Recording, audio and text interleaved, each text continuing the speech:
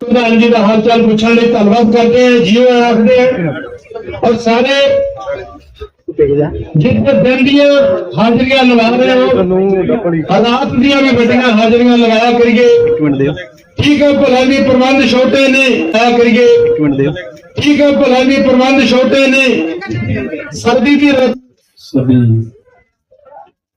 पत्रकार भाइयों का सबसे पहले मैं दोनों मोर्चों की तरफ से धन्यवाद करना चाहता हूँ। आप हमारे मोर्चे की एक एक बात पूरे दो देश के समक्ष रखने का काम कर रहे हो, सबका इसके लिए धन्यवाद। और उसके बाद हमारी बहनें, हमारी बेटियां, हमारे भाई, हमारे बुजुर्ग, हमारे नौजवान जो इस मोर्चे को समर्थन दे रहे हैं, बाबा बिहारी जी के चरणों में नमन। सबका जी के, बाबा तारा जी के और सभी दिल की गहराई से धन्यवाद करना चाह रहे हैं कि आप इस मोर्चे को अपना मोर्चा मानकर लड़ रहे हैं। दोनों बाबा जी के आशीर्वाद ये मोर्चा आप सबका एक मेरा आप सब इस मोर्चे को पूरी ताकत से लड़ रहे हो। ये बाबा जी के आशीर्वाद से मैं एक विनती करता हूँ, देखिए जैसे काका सिंह जी ने बात कही है की बार भी कि हर वक्त यहाँ पे ये खदशा बना रहता है कि किसी भी समय सरकार हमारे अनशन को तोड़वाने के लिए हमें यहाँ से उठाने का प्रयास कर सकती है। उससे बचने के लिए, मोर्चे को बचाने के लिए जितने हमारे वॉलंटियर्स हैं वो सब अपनी अपनी ड्यूटी पूरी मुस्तैदी से निभा रहे हैं। वही एक डर है इनके अंदर जिसकी वजह से वो कभी कभार आपको सख्ती से बोल देते हैं। इसके लिए अगर किसी ने भी, हमारे किसी साथी ने, किसी वॉलंटियर ने किसी को भी कड़वा शब्द बोल दिया हो या किसी भी साथी के प्रति मीडिया पे कोई ऐसा शब्द बोल दिया गया हो जो ठीक ना लगे, उसकी हम मोर्चे की तरफ से, मैं अपनी तरफ से क्षमा चाहता हूं और उम्मीद करता हूं कि आप सब माफ करोगे। जितने महापुरुष, साधु संत, महात्मा मोर्चे को समर्थन दे रहे हैं, हमारी सिख मर्यादा के अनुसार जो हमारे सिंह साहबान यहाँ पे आए हैं, वो एक ताकत है हमारी। साधु संत महात्मा एक ताकत है हमारी, वो एक शक्ति लेकर आए हैं हमारे मोर्चे के लिए। हम सबका दिल से धन्यवाद करना चाहते हैं। दूसरी बात, मैं जो बात कहनी चाह रहा हूँ वो हमारे देश के गृह मंत्री जी कल कुछ बोले हैं। पहली तो बात ये है कि जो प्रधानमंत्री, गृह मंत्री ये छोटे पद नहीं होते, ये बहुत बड़े पद होते हैं। इन पदों की मर्यादा बनाए रखने के लिए इन पदों पे बैठे व्यक्तियों को कभी भी लोगों के अंदर गलत इंफॉर्मेशन नहीं देनी चाहिए। जो उन्होंने कल कहा कि हम किसानों को 3.5 गुना MSP से बढ़कर कीमत दे रहे हैं, रेट दे रहे हैं। दुख हुआ ये बात सुनकर कि इतने बड़े पद पे बैठा व्यक्ति इतना भ्रम फैला सकता है क्या देश के अंदर?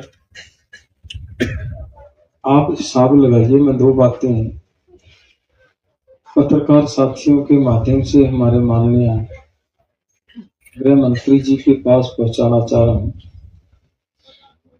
तो देखिए, आपकी सरकार 2014 में आई है, तब से लेकर आज तक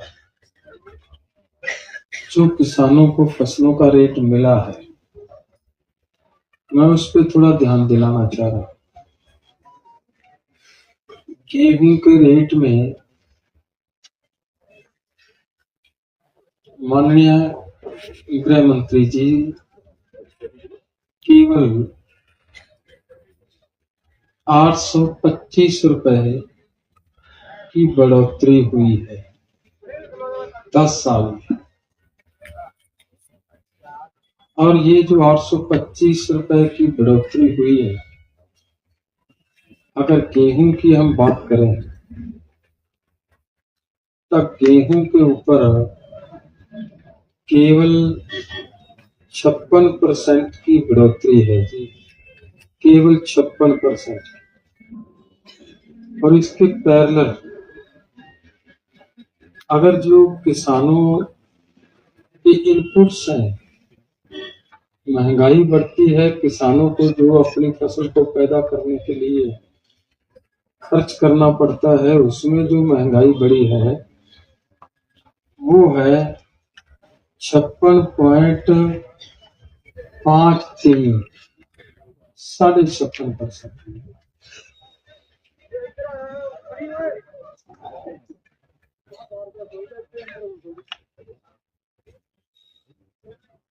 वो 56.5% की। तो बताएं,